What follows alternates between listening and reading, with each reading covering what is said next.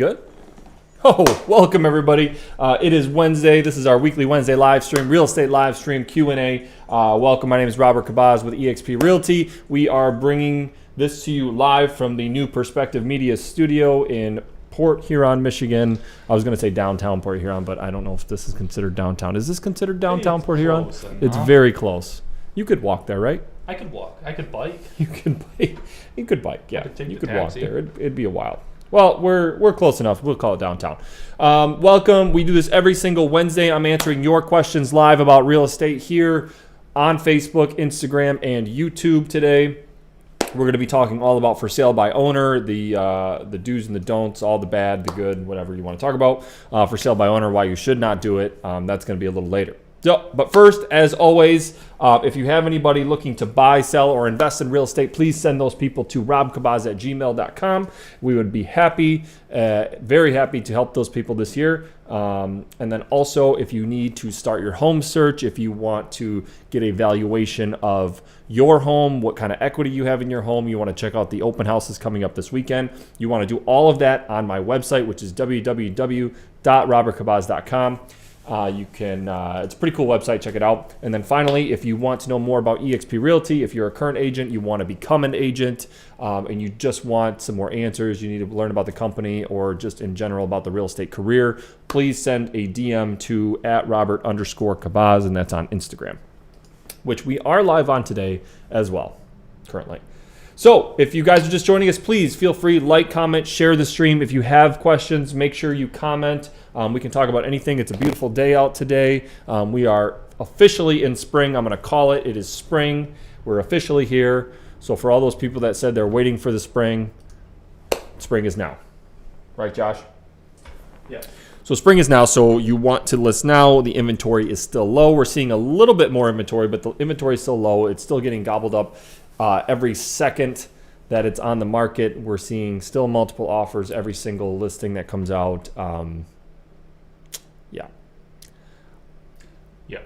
There's no mice in here, is there? Mice? I thought I just saw a mouse. No. I could be mistaken.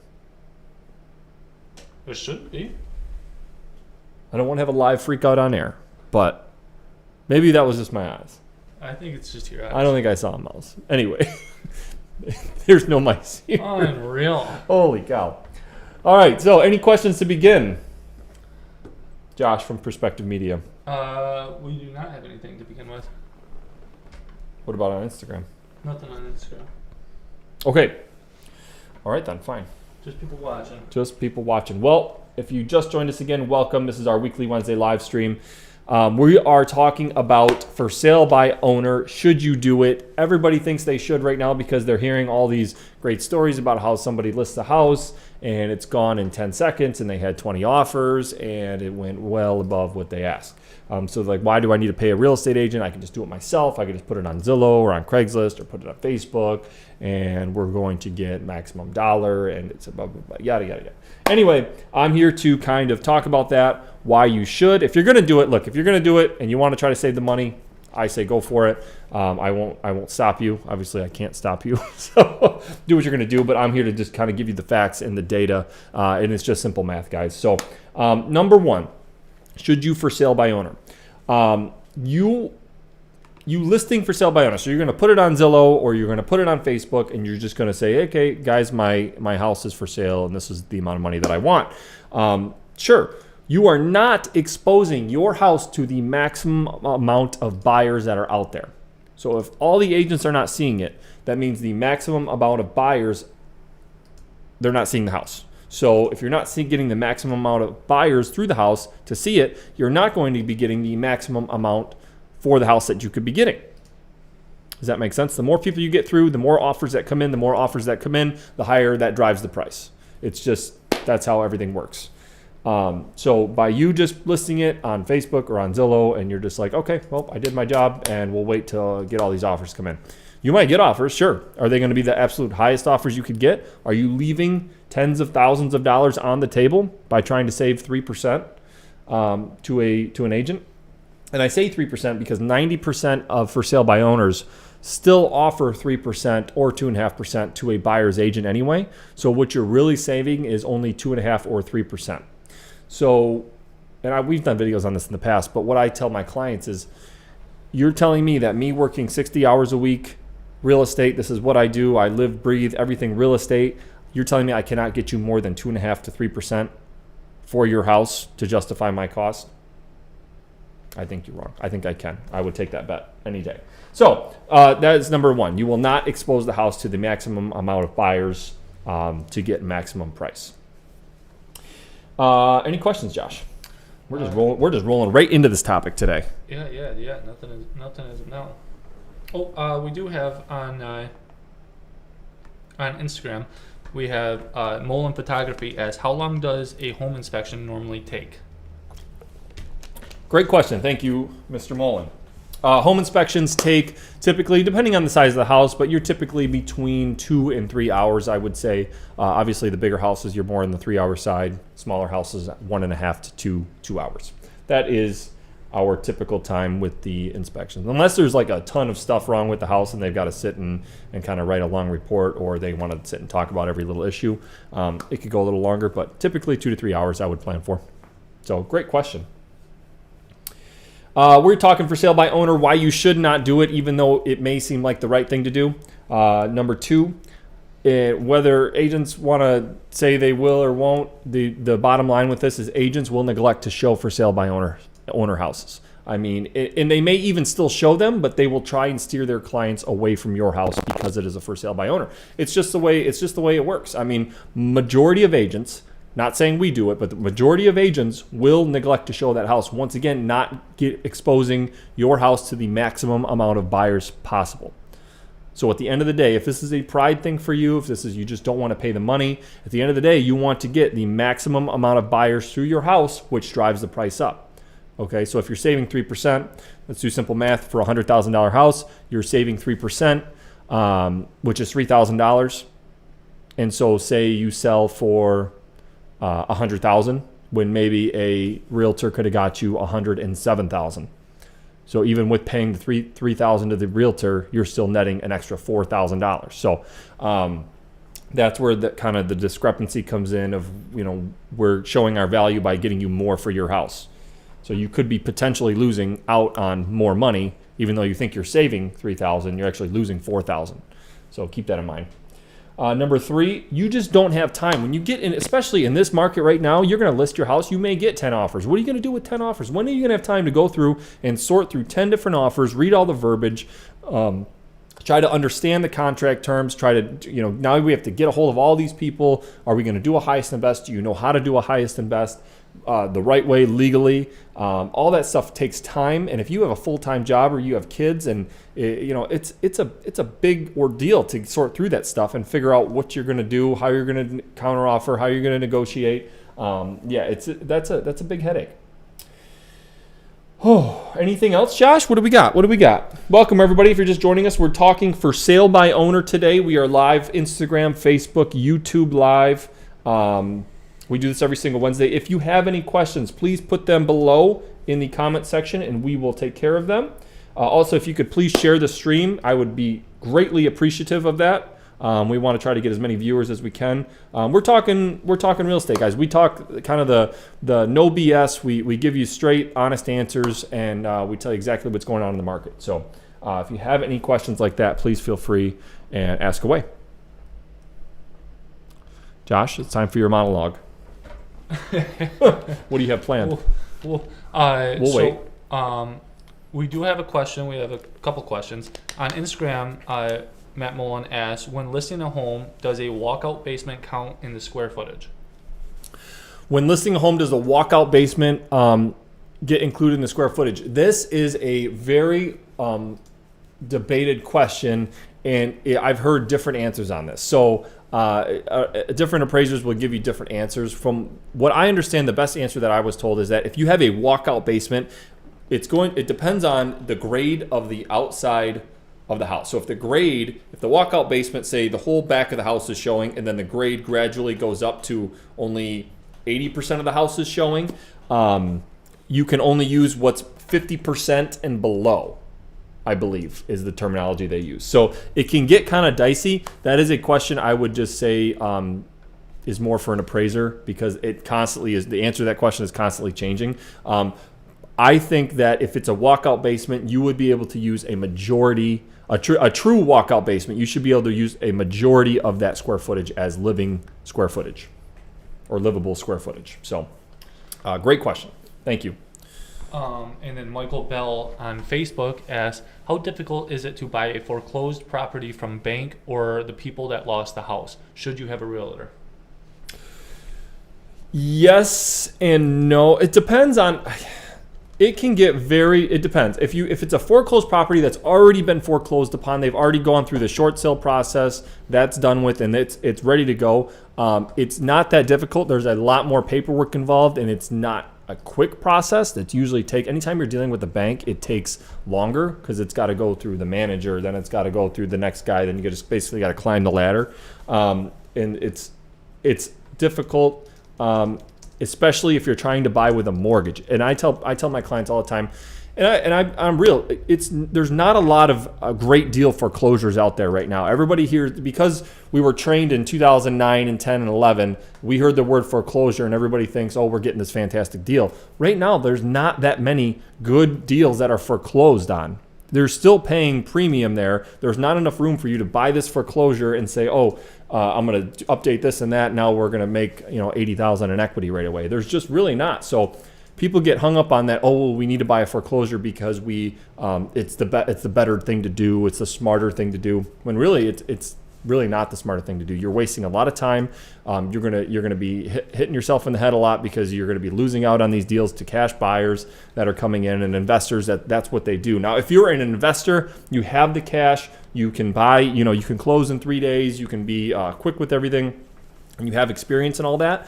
Then yeah, I would say you try and go for it. There's bank auctions that you can go to. You can buy from the city at the tax, so people that are behind in their taxes, you can go buy at those auctions, but it's usually got to be cash. You got to bring a check right to the auction, and that way, yeah, those are quicker ways. But for the traditional person that has a conventional or FHA loan, I would just say it's more difficult than you would think. So thank you for the question. Does that make sense? Did I answer that decently, Josh? Does that make sense? I'm not gonna lie, I was thinking about something else. Perfect. Okay. What else we got? That is it for questions right now. Awesome. Okay, we're talking for sale by owner. We talked about how you will not expose the house to enough buyers to get the maximum price. Number 2, agents will neglect to show your listing, no matter how respected the agents are. The bottom line is, the majority of agents are going to try it. They may show it, but they may steer the client away from your house. And also, you don't have time. You don't have time to deal with all these offers. You don't have time to negotiate. You don't have time to fix the problems that may arise when somebody may do an inspection and you need to fix this and that. And how are you going to have time to either call somebody to come and do it or do it yourself? Number 4, legal contracts drawn up by attorneys. People think that they're just going to list the house and they're going to, we have somebody to make an offer, or we're going to make an offer. We're going to just get this purchase agreement we found from Google. We're going to Google a purchase agreement, and that's going to be the one. You do not want to do that. We all, as realtors, we have purchase agreements that are drawn up by attorneys. These are legal contracts. These have all the correct verbiage in them, all the stuff that is going to protect you. If anything goes wrong, if the buyer backs out, if you need to back out, whatever, we have that all covered in our contracts because they are drawn up. They've been used for many years, and they're constantly being changed with new legislature or new new rules, laws that come out. We're constantly changing our purchase agreements. So that is the legal contract aspect of a for sale by owner. Number 5, how do you know if you're getting screwed? I mean, if you've never sold a house before, how do you know what to look for? How do you know when you're negotiating? Do you know how to listen to certain hints that the buyer's giving you? Do you know, like I said, how do you even know what your home's worth?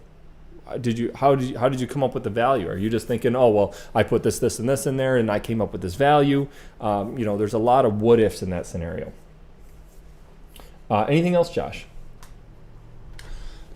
No, not as of right now. Do you want to show that graphic on the screen? I do want to show it. Let's show that graphic to everybody. This graphic just came out the other day, and then I'm going to read you this quote. This is, I believe, from National Association of Realtors. FSBOs, or for sale by owners, typically sell for less than the selling price of other homes. FSBO homes sold at a median price of $217,900 in 2020, which was up from $200,000 in 2019, and still far lower than the median selling price of all homes at $242,300. Agent-assisted homes sold for a median of $295,000. Sellers who began as a FSBO then ended up working with an agent received 98% of the asking price, but had to reduce their price the most before arriving at a final listing price. So that is a huge difference, guys. $217,000 for sale by owner median price to $295,000 for agent assisted. That's what, $70,000 almost, $80,000, less than that, like $70,000. $70,000. So if you're saving 3%, I mean, and they're getting you $70,000 more, I think that 3% is probably worth it. What would you say, Mr. Myers? Yeah. Yep. We should actually be charging more. We should be charging 7%, 8%. People are going to start logging off in a minute. They're like, yeah, right. To the bottom line, if you're ready to sell your house this year and you're considering doing it on your own, be sure to think through that decision carefully. Odds are you stand to gain the most by working with a knowledgeable and experienced real estate agent. And as always, let's connect if you need to sell your house. So that is the bottom line with for sale by owners, where they stand right now, especially in this market. Obviously, you're probably seeing on Facebook every single day agents bragging about all the offers they're getting their clients, and you may be thinking we can just do the same and save the 3% or save the 6% and not do it at all. But my argument has always been, are you getting the most amount of money for the house? If you're happy, then you're happy, but are you leaving money on the table? That's the question I would always ask. So, any questions, Mr. Myers? Nada. Nada. It's almost lunchtime, huh? Oh. Yeah. Nothing on Instagram, huh? Oh. Okay.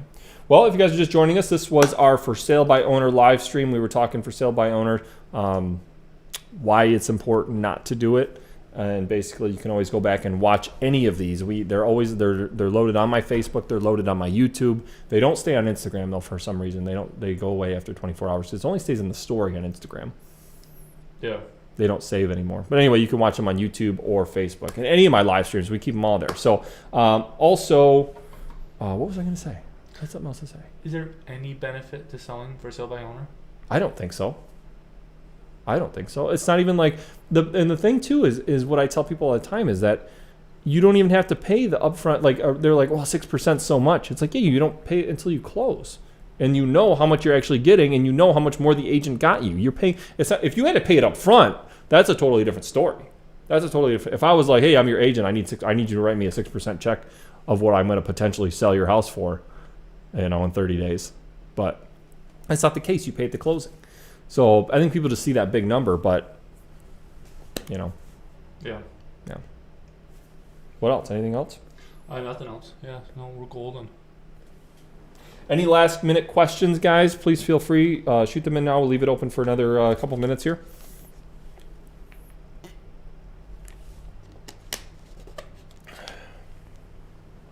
New office. This feels interesting. Yeah. This is different. We could live. I was thinking today we could live stream from anywhere. Yeah. We could live stream from anywhere. As long as there's no mice. I don't know if that was an actual mouse or not. I saw something move over there, and I think, man, that was weird. No, I was thinking we could live stream from like a different spot every single week. From like Casey's or something. Oh, we got a question. What's the question? Well, first off, live stream from Casey's. I like that. Dave Klaus says greetings. Greetings, Mr. Klaus. Thank you for joining once again. But Matt Mullen says, have you experienced sellers that don't disclose potential issues to buyers in hopes that the inspector doesn't find anything? Just curious. That is a great point, and I should have had that in my whole spiel. Sellers not disclosing issues to buyers. So in Michigan, you have to disclose. You have to have what's called a seller's disclosure sheet. Whenever we list, we give these to our sellers. We say, fill out everything you know about the house, any potential issues or any current issues, and then they have to sign it, and that's what they're disclosing. Now, if something came back where somebody didn't disclose, so say you purchased a house and the next day, you find out that something broke. I don't know. The basement just floods like crazy, right? If that wasn't disclosed, and the problem is if that wasn't disclosed, it's hard to say, well, the seller knew about this. You have to, being able to prove that the seller knew about it is very difficult. Unless you somehow can come across a report like they called a plumber about it, and the plumber said the plumber came in and gave him a quote for $15,000, and it's like, oh, this is going to cost $15,000 to fix, and then they just never did it, and then they sold the house and didn't disclose that there was an issue. That is when you can take legal action against the seller in situations like that. But other than that, sellers must disclose if there's issues, if there's a leaky roof, whatever there is, you have to disclose. It's just not worth it in the end. It can always come back and bite you, and you're going to end up, paying a lot more money in legal fees to if you're going to get sued, and then you're going to end up having to fix the problem in the first place. So that's a great question. Thank you, Matt Mullen, for all your questions. It sounds like somebody's thinking about selling their house. I'm just kidding. Yeah, you have a beautiful house, Matt. Don't ever leave. Anything else, Josh? No. No? No. Are you sure? Do I need to double check your work? No. Okay. Yeah, we're good. We're golden. Okay, well, that was it, guys. That is it for sale by owner. Please, please, please, if you're thinking about for sale by owner, reach out to me. I'd like to just have a conversation with you before you do it. And if you just want to do it, then go ahead and do it and try and see what happens. I tell people all the time, if you can sell it for sale by owner, go for it. Are you getting the most amount of money you can get for the house? Maybe, maybe not. Are you leaving thousands of dollars on the table? Maybe, maybe not. So just keep that in mind. I hope you all have a great rest of the week. Have a great weekend. Remember, if you have any referrals, please send those to robkabaz@gmail.com. Check out the website, www.robertkabaz.com. And then finally, if you want to know more about eXp Realty, the reasons why I made the switch, the reasons why we're growing at a rapid rate, over 50,000 agents now, adding like 2,000 to 3,000 agents a month. It's absolutely insane. We now have over 20 agents in our St. Clair County market. Actually, more than that. Now that I'm thinking about it, but over 20 in our St. Clair County market. And yeah, it's a great company. So if you want to know more about that, DM me at Robert_Kabaz. That's on Instagram. And that's it. Happy spring, everybody. Enjoy the weather. And watch the Masters this weekend. What's the Masters? It's a golf tournament. Okay. I can't deal with you. Okay.